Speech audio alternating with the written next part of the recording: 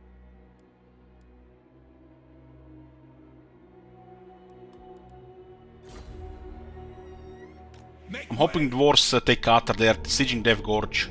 If dwarves take this, it'll make me very happy. These 3 settlements are critical for a campaign beyond short.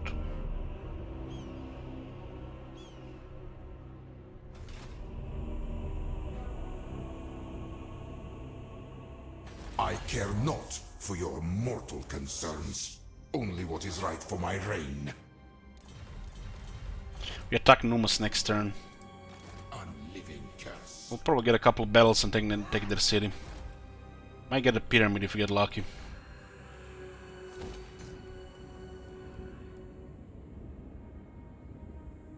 This one is important. I'll add up a lot of money. Since they're playing a longer campaign.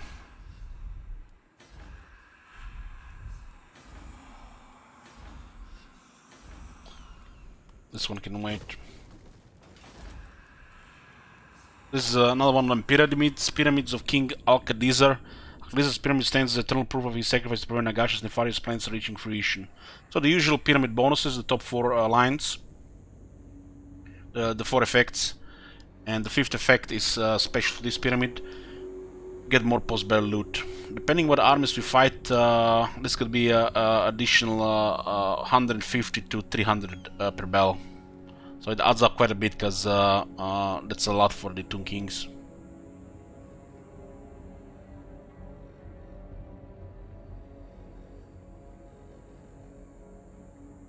I think Perceptive works on heroes as well, Falcon Valley. I'm like 80% sure for the magic.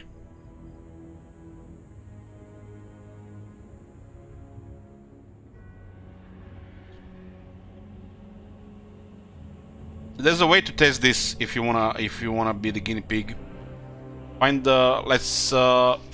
a lord, which play a faction with a lord that can get this to 100%.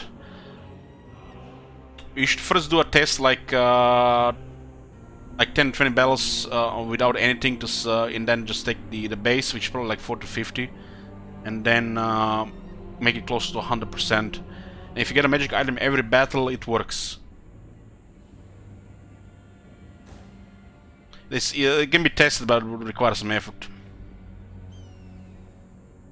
Getting a magic item after every battle is strong. Because imagine equipping all your armies and heroes with good stuff. Your lords and heroes. Especially with some factions like, you know, the vampires or the lizardmen, where it matters more. Imperishable. Nehekara is mine. Find my harem. It does look like attack is imminent from the Border Princess. My will be done.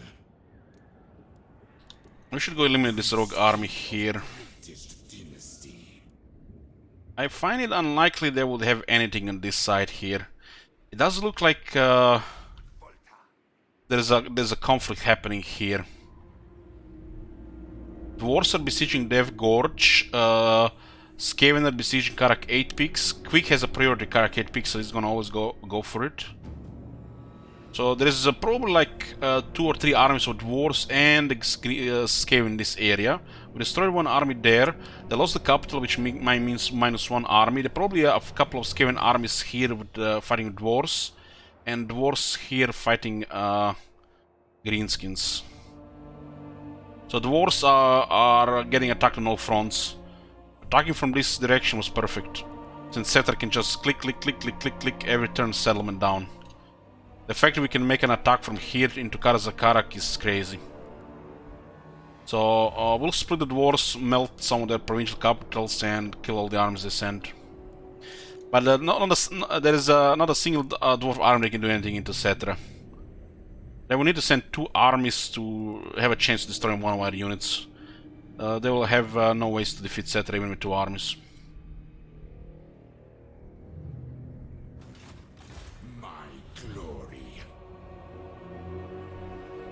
So as long as we don't see more than 2 or 3 armies in the same spot, it's just gonna be a steamroll here. Address me as This is a little bit risky, but I want to get rid of these guys. Maybe we get some experience here. Doesn't look like there's anybody here. Regarding books, there is one in Lamia. It's a very good one, but we just allied with Khalida. And there is one in Karakate Peaks, which is not very good at all. It's mech. 10% research, 10 jars, you know, just more of more, you know, more of more. Well, this one is actually a great one. Since Khalida controls Lamia, we can't take it unless we go to war with Khalida. And we're already warring dwarves. So, out of the question to even consider that right now. We could just send all these 3 armies and, you know, just fight the 2 fronts, but why? We already picked our side, Clan Morse and the High Corporal Barras. So you can see the books are distraction, sidetracking. Even if it's a strong one, it doesn't matter, man. It's like we already hit critical mass 35 turns ago. So this is just more of more. On top of more of more and more of more on top of more and more, and to like you know, click click click click click, just brush this area and this area and then this area, and then 100 hours later you have 3 continents.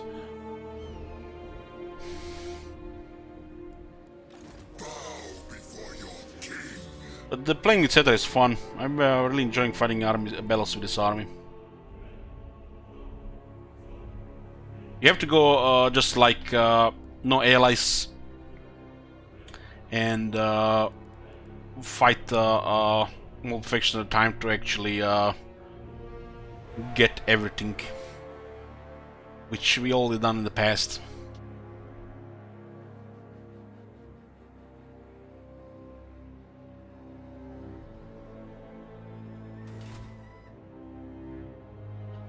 I am mighty, yes.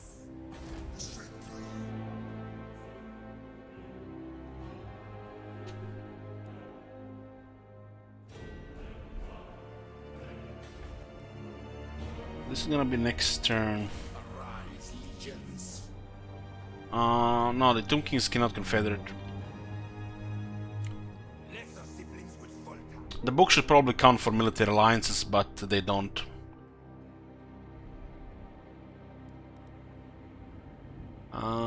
This is a little bit risky. We have rank 9 now.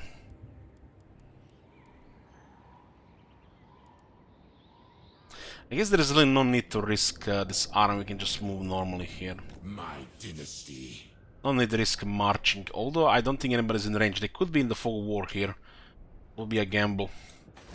I think there's a 1 army moving towards us, but they're either gonna attack Bitterstone Mine or this area here.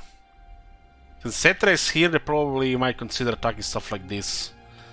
But it looks like they're carving a path into this area as well. If we take Numas and leave it undefended, dwarves will come here.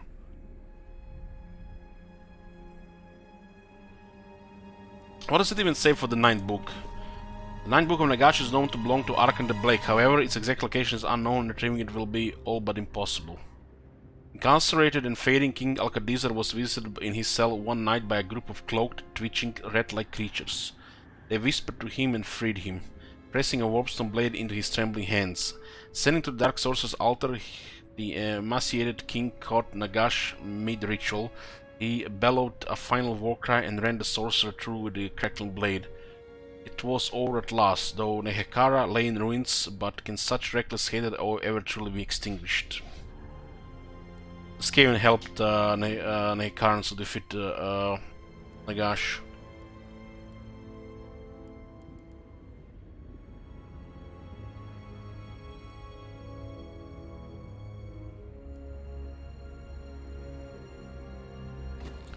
Well, Scan Blight is realistic. We could just beeline there with Setter. Look at this shit here. Get 1 army capacity and 5 extra Tumgar halberds and skeleton chariots. Wonder if this 5 extra works on Kepragar to give you a total of 8. That's the best book.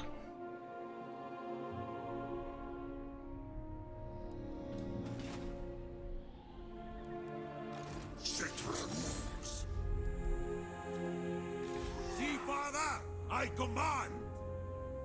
Legions, move! Do not challenge me! Find my harem.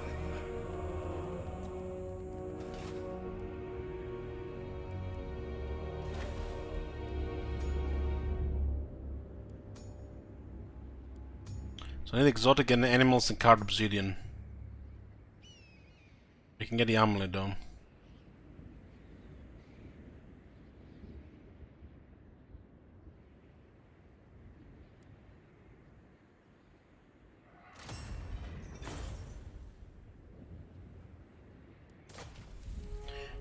This moon-shaped amulet projects disrupt magic energy onto the enemy's defenses.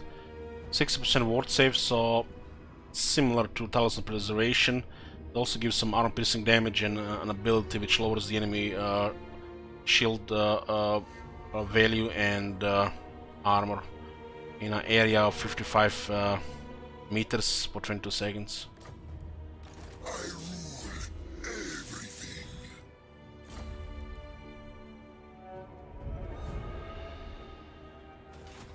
Power in unlife. Tomb King of Mehekara. Land of the dead. Find my harem. It's kinda crazy that we're not crafting any of these weapons. You can craft the blade of Unterhawk. This one would be ideal because it's cheap. I guess the double crescent on there is all fine. Characters and buildings, you get like 34 a turn.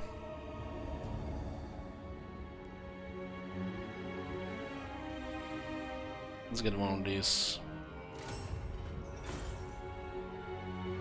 And regeneration and hunger are not that important since you have resurrect. And the restless dead.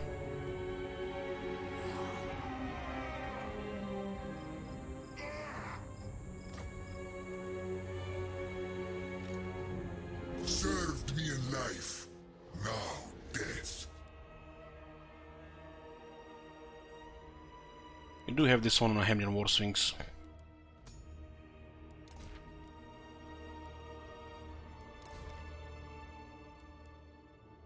.68 speed, huh?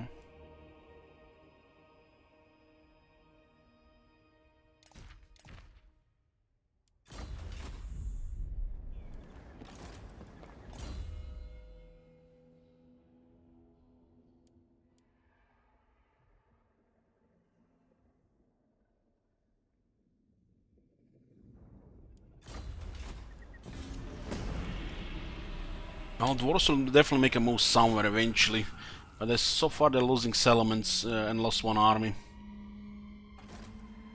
They're in conflict with 2 other factions, so nothing to worry about there.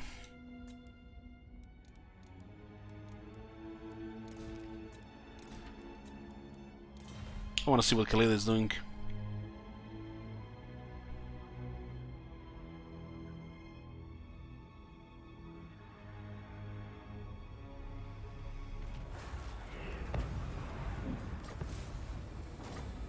Okay. Good progress today, boys. We're taking Karak, named into Setra Karak. We'll be fighting plenty of dwarves. That's the primary objective right now. And silently hoping that the dwarves take Qatar, so we can take all of the desert. How far will this campaign go? Who knows? 1 or 2 things planned next, but not rush at all. We'll just have fun with Setter for a bit, or for a while. Is the perishable trade still the same? Yeah. I'm gonna end the Warhammer 2 stream today. We'll continue tomorrow. Tomorrow's just gonna be short because it might be a raid. I'll be back in a short time, like 10 to 15 minutes. I'm gonna do some World of Warcraft Classic with my hunter. See you guys later or tomorrow. Thanks for watching.